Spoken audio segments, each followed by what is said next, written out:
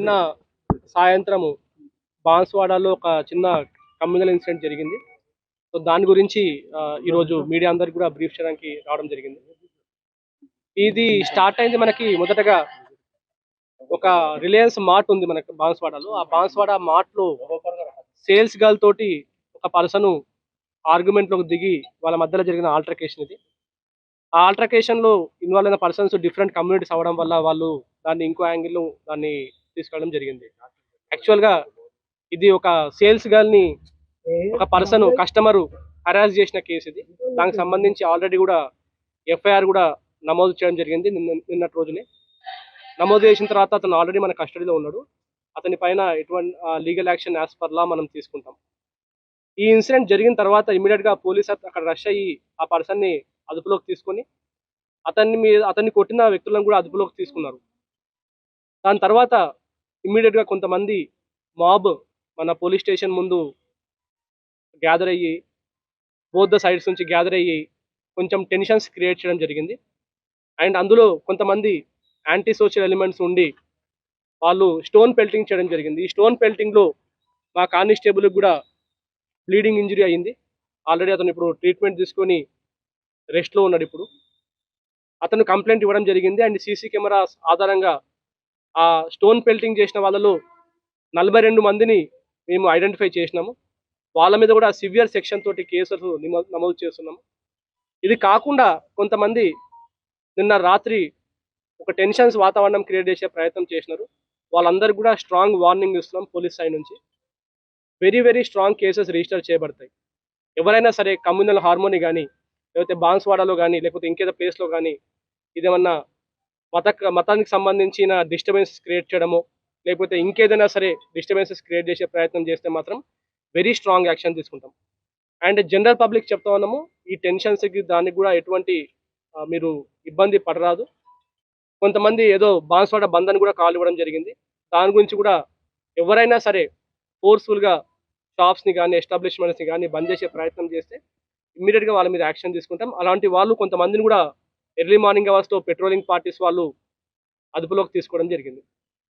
ఇది కాకుండా సోషల్ మీడియాలో కూడా కొంతమంది ఈ ప్రొవోక్ చేసే ప్రయత్నం చేస్తూ ఉన్నారు. మనకు ఒక 2 ప్లేసెస్లో మనకి ఇది ప్రొవోకింగ్గా ఇంకేమైనా రెచ్చగొట్టే విధంగా స్టేటస్లు పెట్టుకోవడము లేకపోతే బాన్స్వాడకి రండి అని చెప్పి కాల్ ఇవ్వడం జరిగింది. సో వాళ్ళని కూడా ఐడెంటిఫై చేయడం జరిగింది. వాళ్ళని కూడా పట్టుకొని వాళ్ళ డిఫరెంట్ ప్లేస్లో పెట్టడం జరిగింది. వాళ్ళ మీద కూడా ఖచ్చితమైన స్ట్రాంగ్ యాక్షన్ తీసుకుంటాం.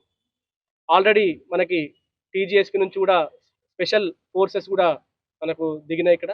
సో మొత్తం కూడా మన ఏరియాలో 9-10 చోట్ల కూడా పికెట్స్ పెట్టుకోవడం జరిగింది. అండ్ పెట్రోలింగ్ పార్టీస్ కూడా ఇంక్రీజ్ చేసుకోవడం జరిగింది. అండ్ 24/7 దీన్ని వాచ్ చేస్తూ ఉంటాము. ఎవరైనా సరే డిస్టర్బెన్స్ క్రియేట్ చేసే ప్రయత్నం చేస్తే మాత్రము చాలా సివియర్ యాక్షన్ తీసుకుంటాం. జ్యూరిడిక్షన్ నుంచి కానీ అక్కడ నుంచి కానీ ఇక్కడ లొల్లి చేసే ప్రయత్నం చేస్తే కూడా దాని మీద కూడా చాలా స్ట్రాంగ్ యాక్షన్ తీసుకుంటాం. 144 వేయాల్సిన అవసరం లేదు. ఆల్రెడీ పోలీస్ కంట్రోల్లోనే ఉంది ఎవ్రీథింగ్ కూడా. సో అది అవసరం లేదు.